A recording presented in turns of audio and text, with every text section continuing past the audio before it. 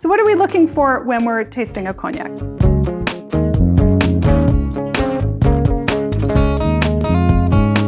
Hello and welcome to My Tiny Bottles, the project where I'm exploring my grandmother's legacy of miniature liquor bottles, one tiny bottle at a time. I'm your host, Tammy Coxon, and I'm here today at Heavenly Imports with Christine Cooney. Christine, why don't you introduce yourself?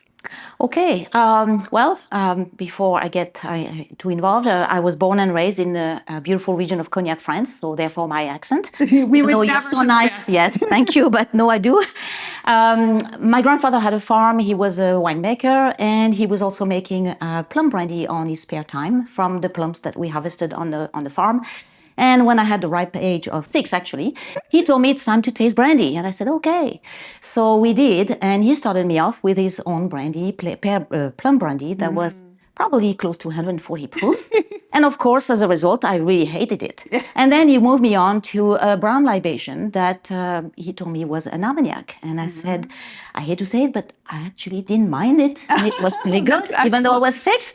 And then that's it. And sometimes I like to think that he put in my mind, in my brain, the seeds, he planted in the seeds of maybe what we'd like to have a career in the wine and spirit business. And there you go.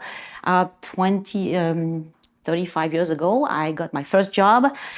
Or maybe more, I don't know, I can't count anymore. I got my first job, coincidentally, for a cognac company.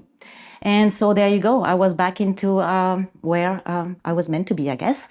And since then, for the past 35 years plus, I've been working in the US mostly for promoting wine and spirits and all along assembling a portfolio of French artisanal spirits. And that was really cool. My husband, Dan, who is a professor and by trade and an artist, also supported my love for spirits. And in 2008, we founded Heavenly Spirits, importer of exceptional French spirits. And we are based out of Boston. We import, we have a small portfolio of about 20 brands. And those are all house made by family producers who produce anywhere from 5,000 to 250,000 bottles. That's what we call the genuine craft spirits. The genuine craft spirits. And insisting on that. And that's your specialty. And that's our specialty. Now, I think the bottle that I have for you today probably is a little bit bigger than your specialization. Would that be true? You're going to taste some Monnet Cognac. I've actually found now 2 bottles of this in Grandma's collection. So it's not as big as one of the big 4 cognac producers, which I've talked about before, but for a time was one of the best-selling brands in the United States and around the world. And these bottles, I think, come from 1986 to 2004 is kind of the tightest we've been able to pin that down. So before your importing business, not a brand that you would know now for your business, but probably were aware of Monnet back then? Actually, I wasn't aware of Monnet. Our son, Austin, who is also in the business, brought it to us. And even though we were not really looking for another cognac, because we already have 3 in our portfolio, we love the history. And that's really what did it to us. Of course, the taste, that's, of course, the first thing on our list. But the history was so rich. It's a very tumultuous history. As you know, because you know more about Monnet than I do at this point. You've done so much research. It's a very rich history that I don't think any other cognac company can really compare to. Yeah, in my story about this, I talk about if Monnet Cognac didn't exist, then there might not be a European Union. So, go up here and you'll see the link to watch that previous episode and really dive into just some of the pieces of this really complex and historical brand. But I think we should just dive into the bottle. Absolutely, absolutely. So how do you want to do that? You want to taste yours and then compare with we'll taste mine, and then I think we were going to compare with the which one? The VS. The VS and the Sunshine. The Sunshine? Okay. Because it looks like yours is right in between. Yes. In terms of age? Right. So this is a 4-star. Usually when we think of cognac, we see 3 stars or 5 stars or VS or VSOP. This is somewhere in the middle. And we think that this one is probably also somewhere in the middle. All right, let's see if I can get this bottle open. That's often the trickiest part. We'll taste this one first, and then we'll come back and do a little side-by-side there. So, and I actually have 2 bottles of this, so I'm kind of curious if there's going to be any bottle variations. So we might crack open the second one and compare. So what are we looking for when we're tasting a cognac or first smelling or looking at a cognac? What are we looking for? Well, it depends how professional we are, you know. I mean, I guess we would be looking for different things depending if you're a consumer or if you're a professional. But of course, the nose is the first indication of what's in the glass. Yes. You know, it's always very interesting because the nose can reveal some sweetness, can reveal some wood, can reveal some vanilla. We are not sure exactly what this one will reveal because we have never tasted it, so it's interesting. And I know Monnet's signature line sort of was sunshine in a glass, right? So you see the art back there. Right. You know, it was described as a sunny cognac. So what does that mean?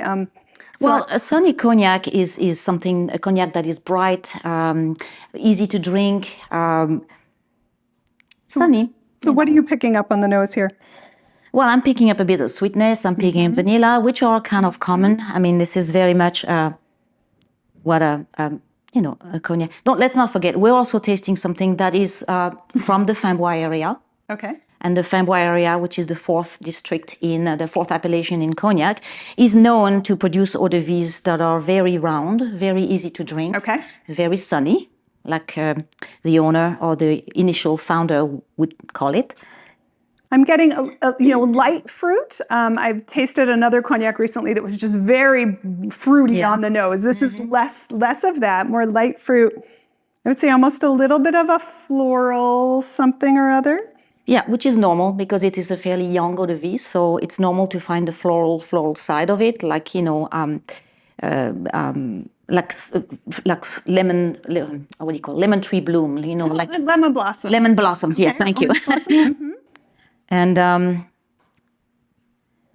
anything you would notice about this one? Definitely flower, but also a touch of vanilla. It's really there, and that's very typical because they have to be in wood for at least 3 years, maybe 4 on this one, but 3.5 or something like that. And don't forget that Cru Framboise is not far, and especially the vineyard of Monnet is not far from the Grand Champagne and the Petit Champagne. It's really very close. You browse the freeway, you're on the Petit Champagne, and you see the Monnet vineyard, and you say, "Oh wow, okay, I didn't realize that was so close." So it has an influence on the terroir from the Grand Champagne, Petit Champagne, and that's why it's a very rich product. This smells delicious. All right, let's taste it. Okay.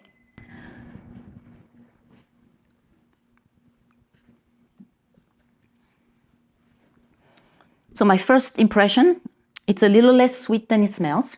Yes, I would agree. I'm a little surprised by that. I did expect more obvious vanilla rounded sweetness on the palate. It's definitely dry. Yeah. Definitely more dry. Yeah. Interesting, because it does smell like sweet. It does. That's really interesting. Which I guess just goes to show us how much we associate vanilla with sweet. Of course. But it doesn't have to be sweet, right? No. It is a little bit dry. I think over the years, they probably changed the recipe a bit. It's normal, you know. Well, and that's always the fun here, right? Yeah. Where we can compare what was it like before and what is it like now. And don't forget, as you know, this house went through many, many different ownerships. Yes. And the last one being Hennessy. And, they depleted the inventory, the stocks of Monnet, and they left them basically with whatever they didn't want. And so Monnet had to, for the past 15 years, Monnet had to rebuild their inventory and stocks. But now they have a good size inventory, I can tell you that. It's interesting to see I know there will be a difference. You will be surprised. Sure. You will be definitely surprised. Well, this is my first sip of the day, so I am taking another sip now to really kind of taste things. I learned this with Scotch. The first sip, you don't really taste it. You got to wake up your palate. So I'm diving back in. I mean, I think we were a little startled by it, but I don't dislike it. It just, the nose led me to think it was going to be sweet, and it is not. It's a drier cognac. I could really see mixing with this because it wouldn't be as sweet in a cocktail context. I'm getting a little bit more sweet and roundness on my second sip. Yeah, but it has that peppery finish that is kind of biting you, We say, in French, we say ça pique. And is that, so for me as a cocktail person, my favorite whiskey is rye whiskey, which has that peppery bite. And I think that's actually what I'm grooving on here and going, oh yeah, this would be a great cocktail cognac. I could make like a Manhattan style cocktail with this because it has that dryness and it has that spice. Totally not what I expected. Yeah. All right. Should we crack the other bottle and see if it's any different? Sure. All right. So the sunshine you want, right? Well, this other bottle. Okay. Other bottle. I mean, my feeling is that they should taste the same. They should, but that's what's going to be interesting. Uh-oh. Now we're getting into the hard one. Yeah, but I acquired a tool. Followers of the show will know that this is usually a much more traumatic situation when I can't get into something. All right, we'll just use this glass and then we can rinse. Do you know if they came from the same store? I have no idea. This one has a price on it. It does have a price on it. Grandma collected over a long period of time. So she collected from the late 70s to the early 2000s. Theoretically, these could have come from one from the beginning and one from the end of the time that this was available. I don't know. To me, they look exactly identical, except for the price tag. So I have no idea. All right, let's see if we notice any difference. I'm just curious. It's rare that I have two bottles to taste at the same time. It's funny, I don't have much nose in this. Yeah, not much nose. Did you notice that too? Yeah. It's really strange. And did we talk a while we had the other one poured, and so this one just needs some air?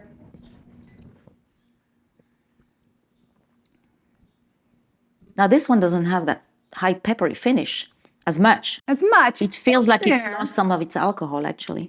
And there was one that I think this one was slightly lower in volume than the other one. That's interesting. Yeah, it's not as full-bodied. But the nose is... They're pretty The nose is different. You know? I go right side by side. Yeah. I mean, say they're pretty even close. if they were not from the same batch, they probably were about the same recipe because it is from the same era, really. Right. Okay. And don't forget, I mean, Monnet, while they were moving from one house to another house, they didn't have vineyard. They only got vineyards a few years ago. Right, and that's typical for a lot of cognac makers. I know you tend to work with the small producers who are both growing the grapes and making the brandy. Yeah. But I know the big houses are all negociants, basically buying up pre-made brandy and then aging it and blending it. And there's a lot of art to a great cognac, but it is fun that you get to kind of see the terroir play through more directly in a single brand. Absolutely. All right, so shall we compare? Yes. And I think we're going to compare to the sunshine, right? Yes. Let me move them in order so we know what they are. I just combined. I might. You want to see how those... Well, yeah, I might sometimes how they change, Yeah. That has definitely been one of the things that I've discovered is that these do really change after I've had them open. I think sometimes with the tiny bottles, they've been cooped up for a while. Yeah, I mean, at least they don't have a cork, so it doesn't matter how they're stored, really. Right, although some of them leak, and evaporate, and there's definitely been a challenge with that. Okay, so tell me about this. This is the sunshine bottling. So this is the sunshine bottling. This is actually a quality that is between a VS and a VSOP. It's very unusual for a company to have, for a producer to have something between VS and VSOP, because VS, VSOP are the two entrants, and then you have the XO. Right. But between VS and VSOP, and that's what right now we're kind of discussing whether or not we're going to continue this quality. I love the name Sunshine because that really reflects what the initial founder had in mind when he created this cognac. He said, I want something sunny, bright, and easy to drink. And it's funny because, of course, we're talking about sunshine, so I pick this up and I go, ooh, this smells like sunshine. Yeah. But it really does have almost like a citrusy character that I think of as bright, right? Like it has this kind of brightness to it. Absolutely.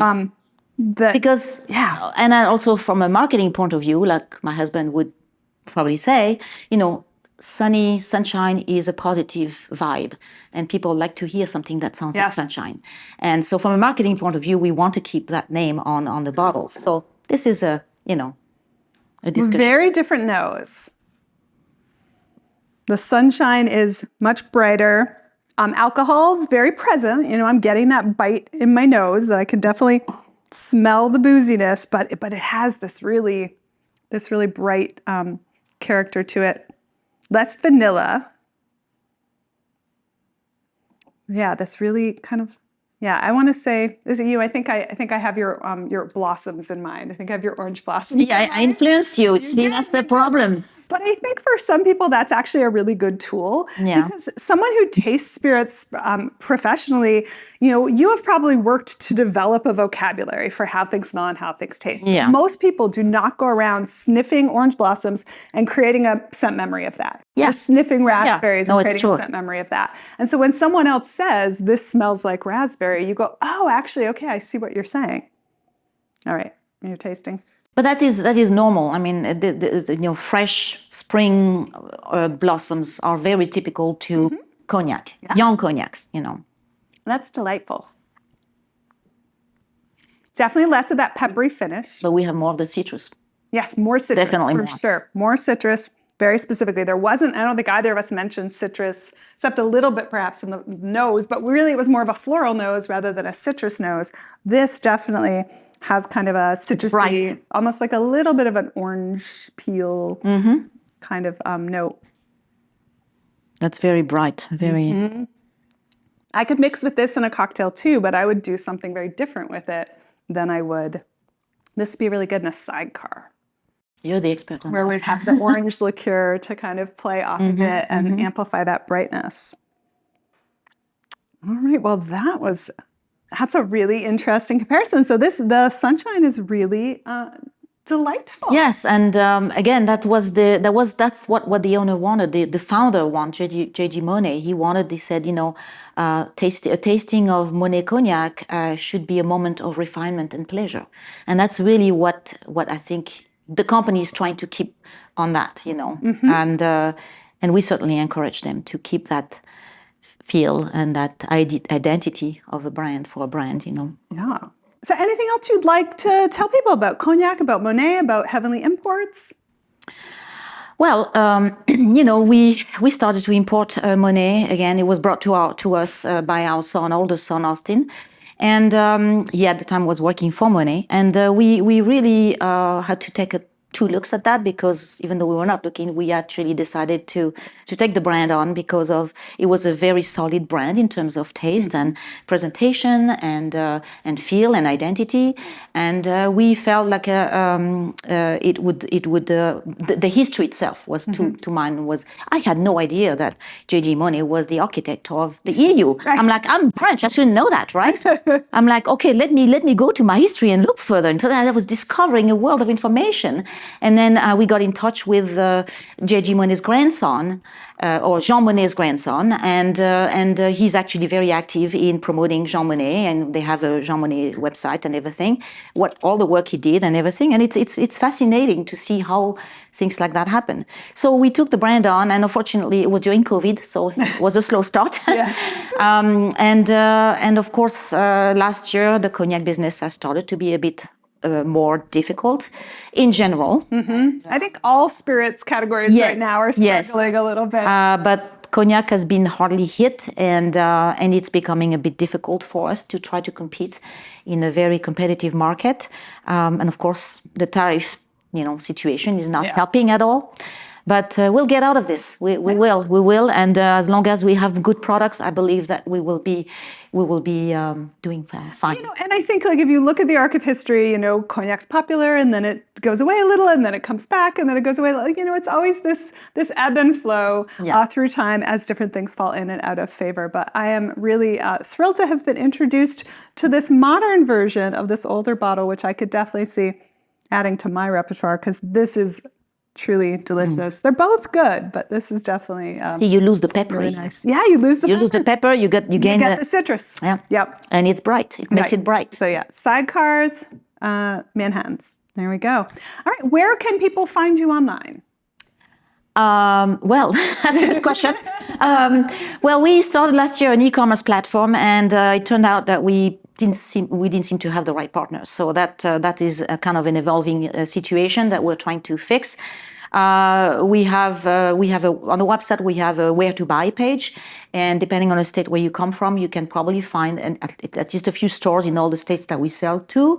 Currently, even though our company-wide sells into about 38 states, We have Monnet in about 18 right now. 18 states, okay. So it's just a matter of, going to our website, going that big map, zooming on the state that you're in and trying to find it. And your if not, website- call us. And your website is? www.heavenlyspirits.com. Heavenlyspirits.com. And we will put the link to that in the show notes. And I imagine they also have an Instagram and other online presences. I'll put links in there so you know how to find this stuff. You can, of course, find me at mytinybottles.com. You can find me on Blue Sky as Tammy LC. You can find me on Instagram and Facebook as My Tiny Bottles.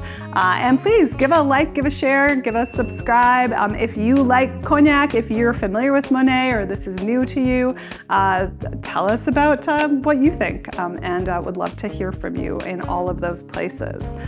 Cheers. Cheers. Thank you, Tammy, for having us. Thank you so much. It was a pleasure for having me here.